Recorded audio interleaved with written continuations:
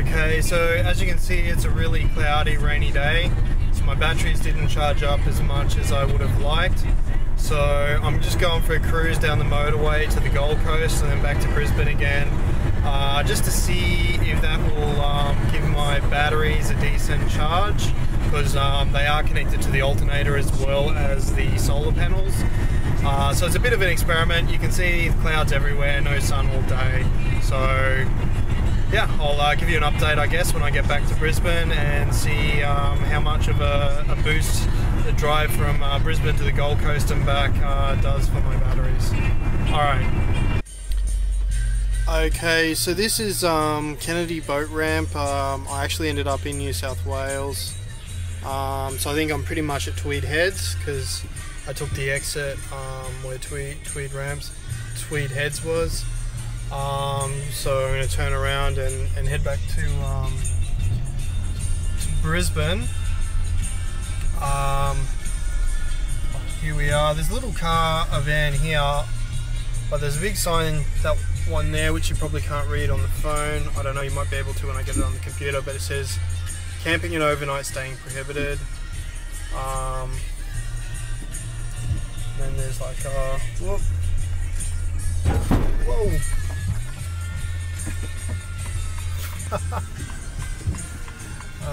Just knocked out one of these signs. Alright, let's get out.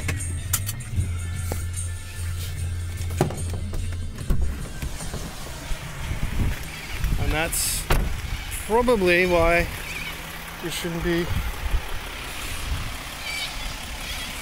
So no damage to my vehicle, but oh, look at that. I wasn't even driving that fast.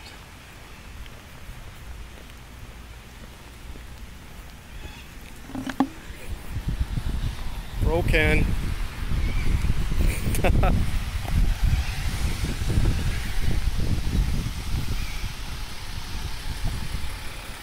Wow. Can I slot back in?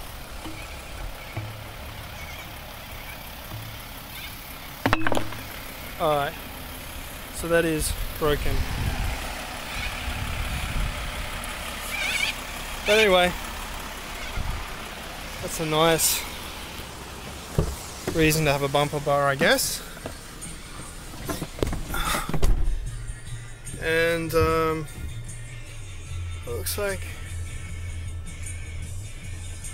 you got a barbecue or something there.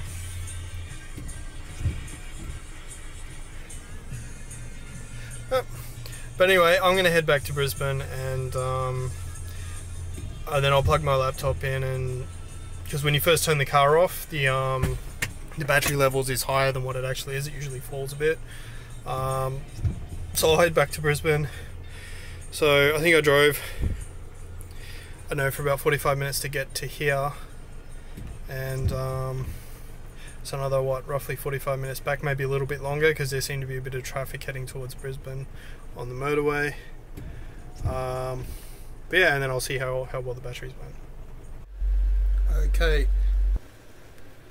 so I'm back in Brisbane now, and I've just done some basic video editing on this video, the two clips that I recorded earlier, and during that time I've obviously got the laptop plugged in, and I've got my roof fan going and the CCTV monitor, so I'll just quickly show you that. Okay, so you can see my laptop's plugged in. There's my pipe. So there's the CCTV monitor going, the roof fan going. Over here you probably won't be able to see it, but so it's been fluctuating right now between 12.9 volts and 12.8 volts. So when I first pulled up, I think the battery was in the 13 range, 13.2 I think originally, 13.1, 13.2, something like that.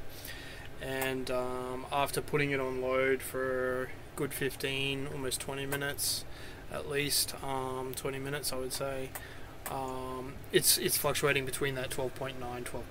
So before I left work, before turning the car engine on, the batteries were at 12.6 volts. So it went from 12.6, and after being on load, under load, and actually, I'll just I'll quickly see what amps I'm using.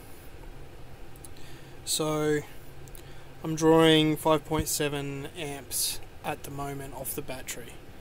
So I've been doing that probably for a good 20 minutes, maybe a little bit longer.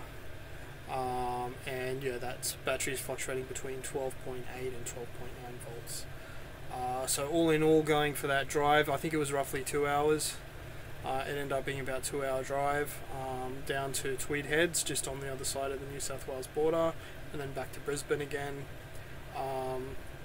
My batteries have charged up quite nicely, so yay for the alternator. Because I guess if I didn't go for that drive, then I don't know if there'll be sun tomorrow, but that will basically mean that my batteries have topped up to that fully charged point. The 12.8 volts is considered a full charge on those deep cycle batteries. So I'd like to keep it above 12.5 volts if I can. So yeah, going for a drive certainly helped. So after almost 2 hours of using the computer, the battery is now sitting at 12.7. So it is holding up reasonably well. I don't think it would hold up as well as if it was fully charged throughout the whole day, which is, I guess, kind of what you'd expect. But I went from being somewhere in the 12.6 range to being in the 12.7 range after 2 hours of using the laptop. The thing right now is drawing 5.8 volts. Oh, here we go, 6 volts. So sort of between the 5.8 and 6.1 volts. When my fridge kicks in periodically, it does add another 4 amps roughly, 4 to 5 amps on top of that. But yeah, having the 12.7 is certainly better than what it was during the day. So that 2-hour drive certainly did help. But it didn't stay at the 12.8 all night. But hey, that if you've got cloudy weather, then certainly going for a drive did help. So I hope that video was educational for you, because it's obviously the first time that I've actually tried just to go for a drive to top the batteries up, so that was a learning experience for me. So hopefully you got some value out of this video. If you liked the video, then please like, comment, subscribe, all that kind of good stuff. If you do subscribe, then there is a bell button besides the subscribe button that will let you know when I post new videos. So I'll see you in the next one.